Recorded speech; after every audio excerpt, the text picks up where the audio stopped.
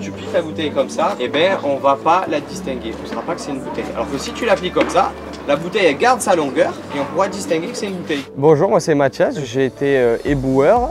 Et par la suite, il y a ces nouveaux jobs qui sont créés. Je suis devenu ambassadeur du tri. Je fais des stands de sensibilisation. Je déambule aussi sur les plages.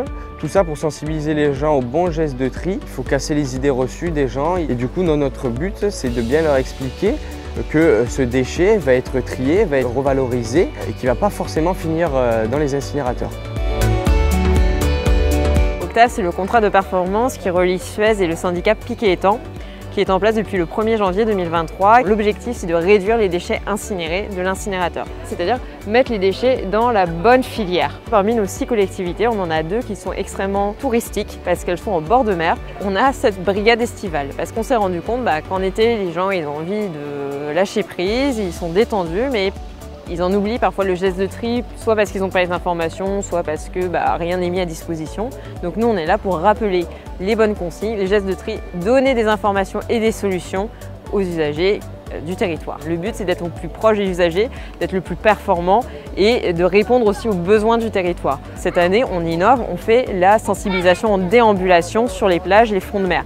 Et là, on s'aperçoit qu'on touche beaucoup plus de monde. Sur les marchés nocturnes, les gens ils sont là pour se détendre et donc proposer des petits jeux attractifs comme le jeu de loi, des casques de réalité virtuelle notamment. Les gens ils ont envie de se détendre, de jouer et là, c'est les bonnes occasions. On travaille avec le laboratoire d'expérience sociale Suez qui se nomme Le Lire, qui va lui faire des enquêtes, des analyses, et va revenir vers nous et on va pouvoir travailler ensemble pour avoir des actions le plus impactantes pour les usagers et aussi pour les campings. Le camping de l'Espiguette peut accueillir en pleine charge jusqu'à 12 000 personnes au mois d'août et sur ces 12 000 personnes, on a plus d'un gros tiers qui est composé donc de résidents. On a dans un premier temps réalisé le bilan carbone du camping de l'Espiguette et puis on a eu des démarches également qui se sont faites donc, notamment avec Suez pour travailler sur mieux connaître l'état de notre gestion des déchets. Et là on est parti dans une démarche d'amélioration, de progression sur les 3 années à venir. On a déjà commencé à multiplier le nombre de points d'apport volontaires. On y a ajouté aussi un point d'apport pour le textile. Le service technique du camping s'est doté d'un compacteur qui permet donc de récupérer le carton, de le compacter.